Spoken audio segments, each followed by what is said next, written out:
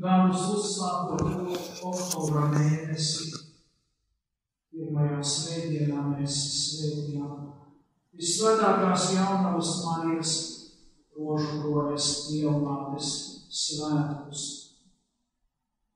Šie svētki baznīcā tika ieviesti pirms 4 gadsimtiem. Vairāku brīnumainu un ļoti iespaidīgu uzvaru atcēla. Uzvara, kas tika gūta pār kristīgās ticības ienaidniekiem, kur ļoti no svara bija rožukroņa lūgšana. Karstas lūgšanas, kas tika raidītas Dievmātes godam. Joprojām katoļu vidū populārais lūgšanas veids rožukronis jau senā senatnē ir bijusi pazīstama tāda prakse.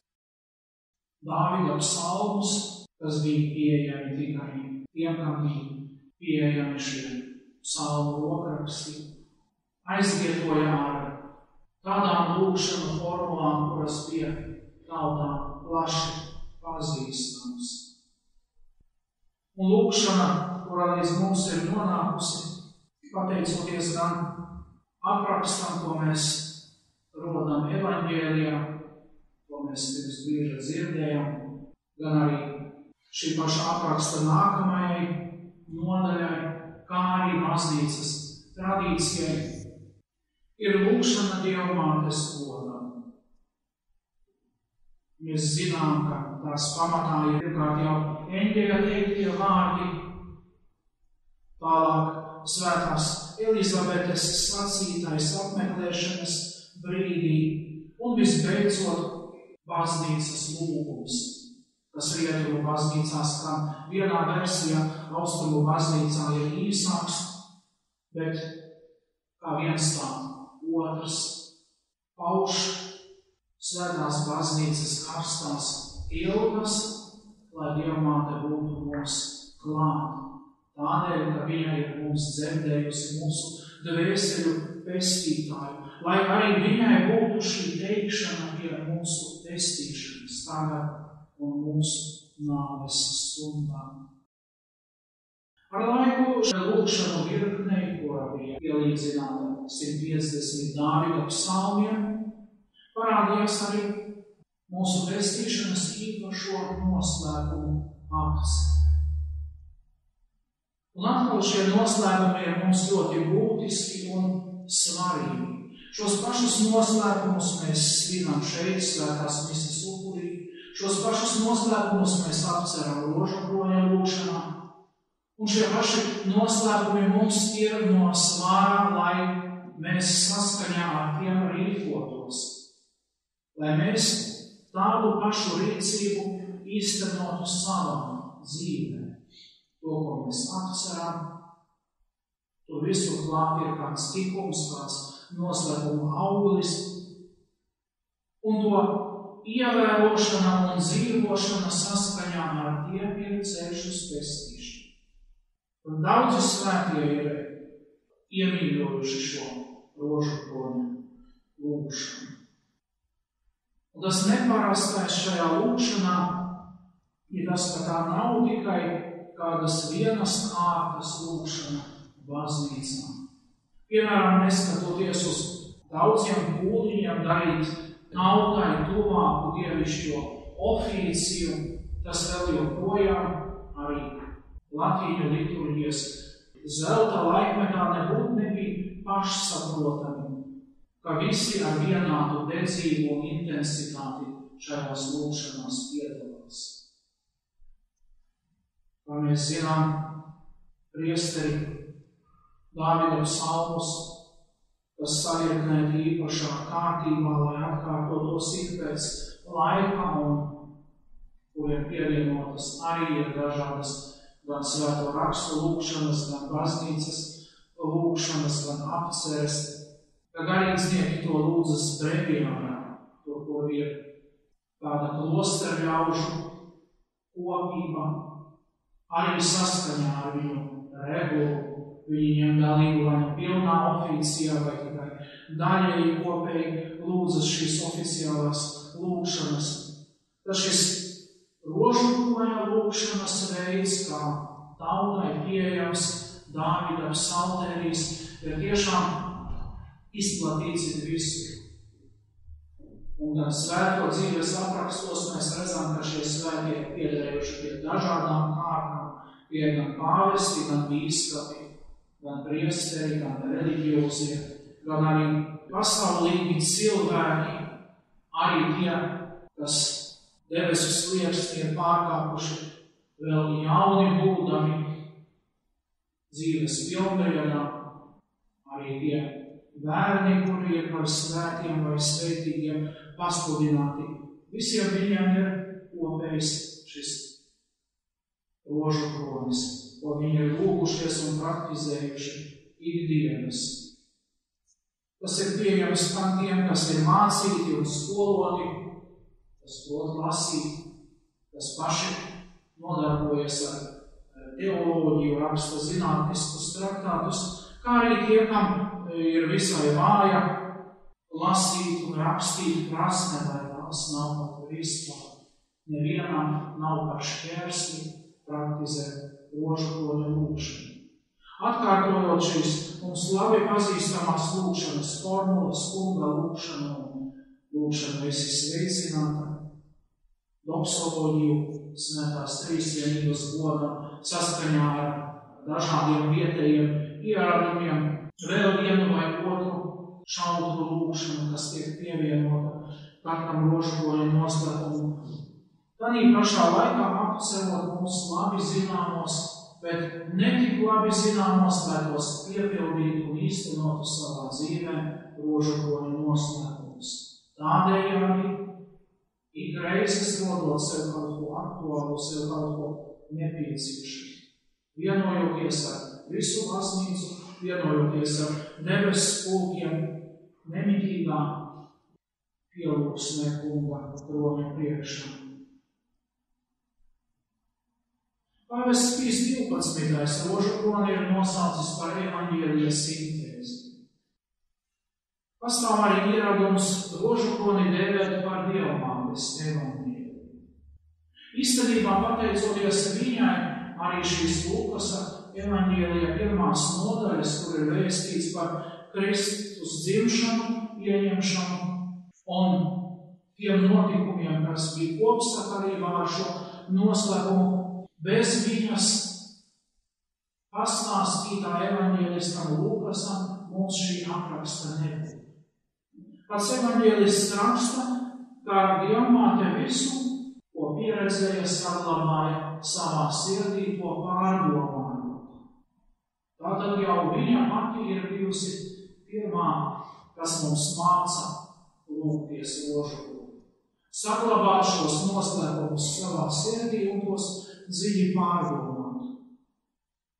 Un tā mēs redzam viņu gan tādā brīdī, kad eņģelis viņai sludina jauko priecīgo vēsti par pestīšanu.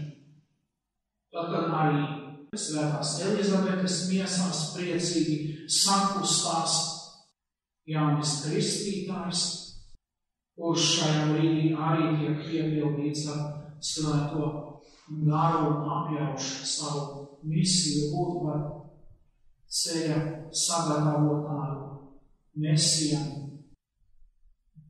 Tie ir arī tie dramatiskie notikumi, bēgšana uz Ēģipti, nevainīgo bērniņu nonāvēšana, atgriešanās. Tie ir dažādi brīnumaini un neparasti pravietojumi. Protams, svētā Simeona teiktais par sāpju zobenu, kas caurdūs Dievmātes sirdī, arī tas ir nemitīgi bijis viņas sirdī, un to viņa ir atcerējusies. Ne tikai tad, kad tas īstenojās un kad tas kļuva realitāte pie krusta Golgātā, bet jau iepriekš. Tāpat tas, kas notika Jeruzalemes svētnīcā. Vai jūs nezinājāt, ka man ir jāņem dalība mana debesu tēva lietās?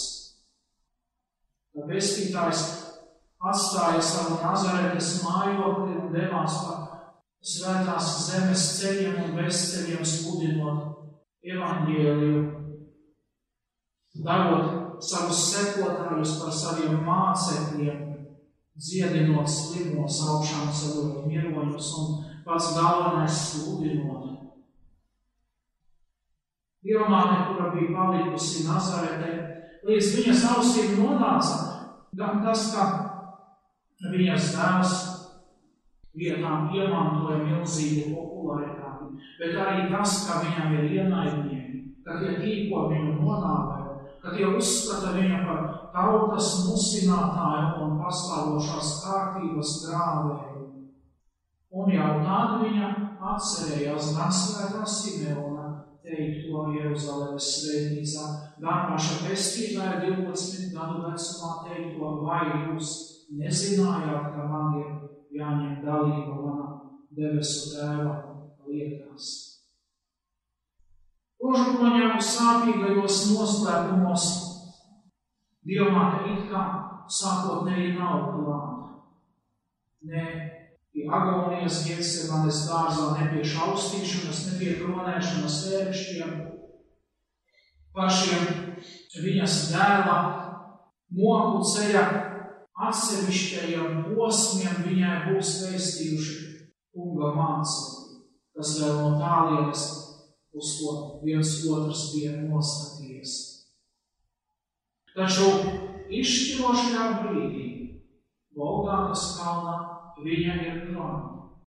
Tur, kur tiek pienests asiņainais upuris debesu tēvam, kur Kristus mirst par mūsu grēkiem, Dievmāte kā līdz upurētāja ir klāta. Viņam ir nākos, lēpī tiek ieliktas Kristus mirušās miesas. Viņai ir tā, kas ir klāt pie kapā guldīšanas. Un kā 3. dienā pēc nāves līdz viņas ausīm arī nonāk sievu un apustuļu teiktais par to, ka viens otrs ir viņas dēlu redzējis, viņai tas ir pašsaprotami. Tas viss iepriekš ir ticis viņai pravietots, un viņa to ir glabājusi savā sirdī, to arī apdomājusi un apcerējusi. Un tas viņai nav palicis apslēpts un nesaprotas. Arī kunga uzkāpšanas debesīs viņai ir pašsaprotama, tai, kura visas šīs lietas prata paturēt savā sirdī, uzticīgi tos glabājot un saskaņā ar savu izteikto fiat arī dzīvojot. Taču izšķirošajā brīdī, kad dzimst svētā baznīca, kad visi saņem svēto garu, kad apustuļi tā iespaidā no mazdūšīgajiem un vēl joprojām nelīdz galam ticīgajiem, neizglītotajiem Galilejas vīriem kļūst par Dieva vārda sludinātājiem laikām un nelaikām, un kas aiznes to līdz pasaules robežām, arī to, kur tas notiek, šī svētā gara nosūtīšana pēdējo vakariņu zālē saskaņā ar tradīciju Dievmāte ir klātesoša. Pēdējie rožakroņa noslēpumi ir veltīti īpašā kārtā pašai Dievmātei. Mēs apceram viņas uzņemšanu debesīs un viņas kronēšanu debesīs par debesu un zemes īpašniekiem. Un tā, lai gan mūsdienās saskan vēl joprojām, īpaši pēc 2. Vatikāna koncila, tas bija aktuāli un tad bija modē tādas runas, bet vēl joprojām mēs varam dzirdēt par to, ka rožakronis ir anahronisms un savu laiku jau izdzīvojusi lieta ar saviem nemitīgajiem atkārtojumiem, kur nav nekādas daudzveidības, kur nav nekādas improvizācijas, kur nav nekādas paša cilvēka kreativitātes un radošas pieejas.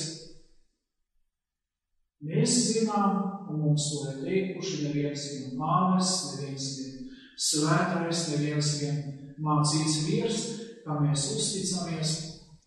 Neviena vien paudze, kas ir bijusi mums, lūdzies rožakroni praktizēt to, Dzīvo saskaņā ar to.